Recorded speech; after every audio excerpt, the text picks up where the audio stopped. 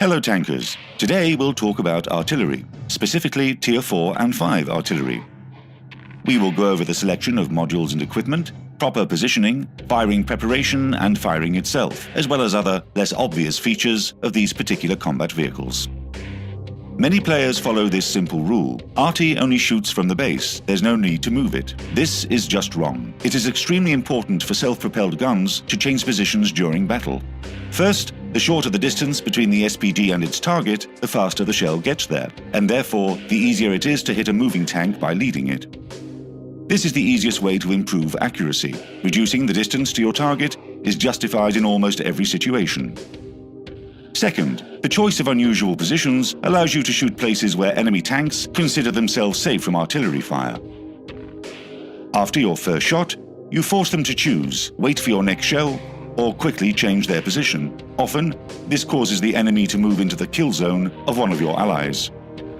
Third, it improves your own lifespan, since if the enemy breaks through to your base, they will not be able to quickly find and kill you. It is essential for an SPG to constantly change position during combat. Remember that. Every shot starts with preparation, namely, with the process of aiming at the target. This should be done correctly. So even when you are aiming at a stationary target, you must leave a buffer of your gun's horizontal arc to both sides of at least the width of the target. This gives your opponent no opportunity to escape from your target area, even if he suddenly changes his direction of travel. It isn't always possible to follow this rule. Different combat situations can force you to use the very edge of the aiming circle for your shot, and disregarding the possible movement of your sights can lead to the expansion of your aiming circle at the most critical time, forcing you to reset for the shot. To avoid this, learn to use the chassis lock function, by default pressing X while aiming. This will protect you from an unplanned change in accuracy. During the battle, artillerymen repeatedly move the camera over nearly the entire map. To speed up this process, you can use this convenient key combination: press Ctrl and then right-click on the minimap, right where you want to look. The camera will instantly travel to this new location, and the SPG will begin to turn until the gun is pointed in the desired direction. There is another technique to control the situation in battle. Suppose you are aiming at a certain spot, but you need to assess the situation on the other flank. For example, there is an enemy indicator, and you do not know who it is and want to see if there is a need for your help. You don't have to interrupt your aiming. You can just use the lock gun function, which is activated by pressing and holding the right mouse button. You can then move the camera to another part of the map, get the necessary information, and return the camera, mouse cursor, and sight to its original position by releasing the right mouse button. These simple techniques will help you increase the speed of your shots, and experience comes with practice, as with anything else. Let's proceed to a more detailed analysis of the features of the Tier 4 and 5 artillery.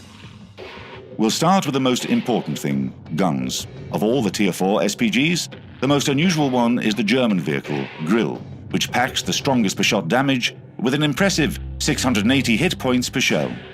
Its advantages are especially noticeable in the higher tier battles, where even Tier 8 heavy tanks should be afraid of this war machine and should seek shelter from its fire. The remaining three representatives from other nations, the Soviet Su-5, the American M7 Priest, and the French AMX 105AM, have lower damage shells capable of inflicting about 400 hit points of damage, but are compensated with a higher rate of fire. These self-propelled guns are more dangerous in low-tier battles, where tank armor is thin and gives poor protection from explosive shells, and a tank's hit points are about equal to an average shell's damage. The Su-5 has several notable flaws. First, it has the shortest range, 600 meters, when all other Tier 4 SPGs are able to fire at a distance of more than 1,000 meters. However, this disadvantage is balanced by a steeper trajectory for its projectiles, which can hit targets behind obstacles that may safely hide vehicles from other self-propelled guns' fire. Another minus is the low quantity of ammunition, a total of 14 rounds, which always runs out at the most inopportune moment. The Tier 5 SPG cannons are very similar in damage and rate of fire. Their main difference is their aiming speed. The clear winner in this field is the Su-8. It has the ability to move its aim from flank to flank in a minimal amount of time. And the longest firing preparation time belongs to a US self-propelled gun, the M41, making it more advantageous to change your aim only after firing a shot. None of the SPGs have a problem with the radio, because they are equipped with copies of the Tier 8 to 10 tanks radios. The shortest range radio was given to the Su-5 and Su-8, 615 and 625 meters respectively, but this is still sufficient to receive all the necessary information from your teammates. We have already said why it is so important to move your SPG around the map. Now let's see who does this better than the others. Of all the Tier 4 SPGs, the M7 Priest has the best acceleration, and the Su-5 is left to trail behind. The highest top speed belongs to the AMX 105AM, at 60 km per hour, which allows you to cover long distances faster than anyone else. The slowest is the Su-5 again, which can only go up to 30 km per hour. When it comes to turning on a dime, the favorites are the AMX 105AM and the Grill.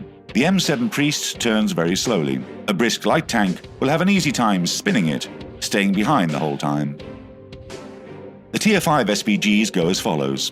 Acceleration is about the same, with the Hummel slightly ahead of the others at first, but when it comes to top speed, again a French vehicle is the undisputed leader, the AMX 13 F3AM, with its capability to go at 60 km per hour. The M41 is just a bit worse in this aspect. The last place again goes to a Soviet SPG, the Su-8. Unlike the Hummel, which rotates twice as fast as its tier mates, turning on the spot is not a strong point of either the Su-8 or the M41. It is worth noting that all artillery of these tiers has a good concealment rating, which allows you to shoot from within bushes without fear of being seen at medium range. Frozen in place, you can avoid detection even when the enemy creeps very close to your position. However, the higher the tier of an SPG, the lower the default camouflage rating of the vehicle, so don't try to increase this parameter right away. Another notable advantage that almost all Tier 4 and 5 SPGs have is an excellent view range. In stock configuration, without modules, perks, and rations, they have a sight range of 390 meters, which is only 10 meters less than the majority of level 10 tanks. Only the Su-5 again stands out as the worst. Its view range is just 320 meters. Many artillerymen don't use view range, believing that teammates should spot the enemy.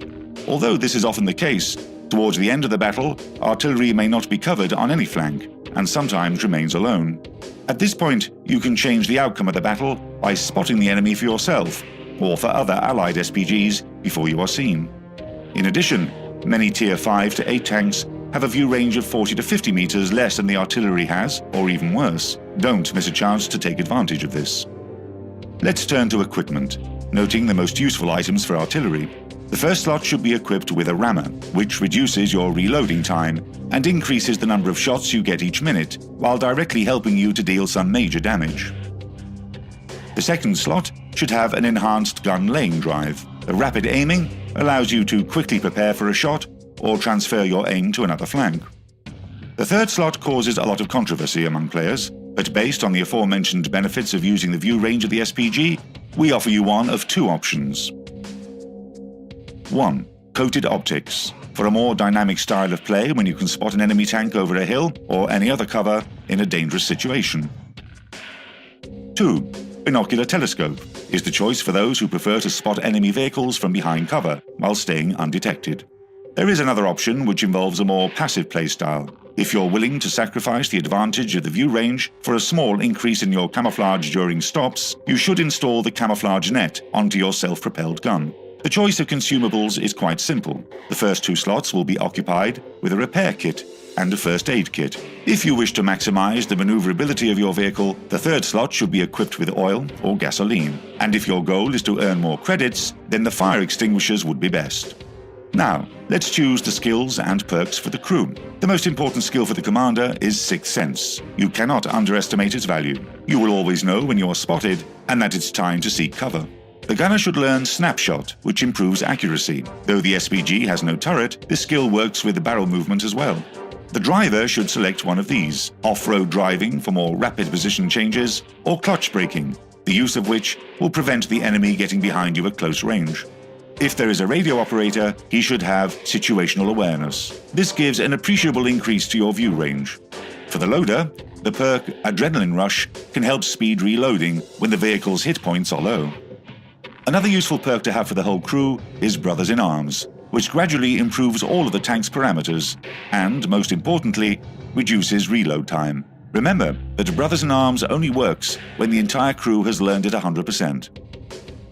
If you fell in love with the Tier 4 and 5 SPGs, and the crew already has 3 perks, choosing the camouflage skill can significantly improve your survival in combat. So, this is essential for victory. 1. Don't forget to move around the map, taking unconventional positions. Remember that cutting the firing distance is an advantage for a successful hit on the enemy. 2. Properly prepare for the shot. 3. Know the advantages and disadvantages of the vehicle you are using and be able to use them well.